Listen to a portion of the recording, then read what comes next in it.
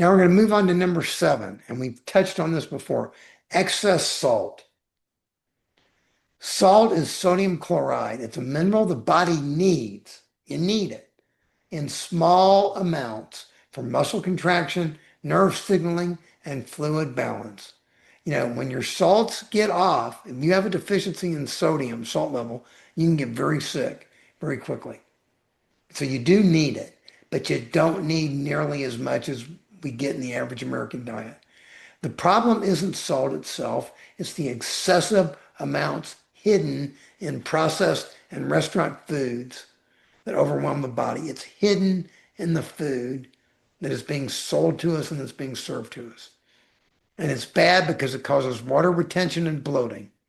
Extra sodium pulls water into your tissues, causes puffiness, bloating, and fluctuations on the scale. Doesn't make you happy. You're not going to see which one. Causes high blood pressure. It leads to heart risks. It stiffens your blood vessels, contributes to hypertension, strokes, heart disease. And it amplifies your cravings. It boosts the flavor of fat and processed carbs, so it makes you want to eat more. Chips, fries, cheese, pizza, fast food, they're engineered to put in the salt fat combo. People known as food engineers. Their job is to make foods more addictive so that we eat more and buy more. And that's why you need to be aware of this stuff so you stop buying it. And only 10% of the salt you get usually comes from the salt shaker. The rest comes from your packaged, canned, or restaurant foods, where salt is used as a cheap preservative and flavor enhancer. And usually you don't need to add salt. Whole foods are flavorful by themselves. Vegetables, beans, whole grains, fruits. When you put in herbs, spices, put a little lemon on it, citrus, adds a flavor. And you have other people that have automatic salt use. It's a habit. I know people, as soon as they get their food, they pull the salt shaker out and start salting it before they even Taste it. Yeah. And what happens is within 2 to 3 weeks after you eat less salt, your taste buds reset. You're going to find that whole foods taste richer and restaurant foods are going to start to taste too salty. And the guidelines that are put out there on how much salt to get every day, it says around 2,300 milligrams of salt a day. But if you want to have a healthy heart, it's better to go around 1,500 milligrams, lower than that. And the average American is getting probably close to 4,000 milligrams a day.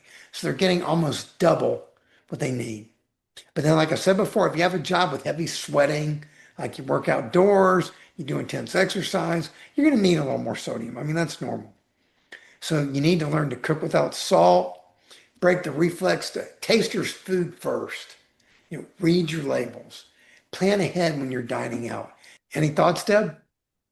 Yeah, I have a lot of thoughts. I just want to use this opportunity to say, um, if you're going plant-based all the way, you want to add B12 to your diet. You probably want to take a supplement. In fact, they recommend B12 for any American over the age of 50. So B12 is a supplement that is essential for your neurology, for your nerve function.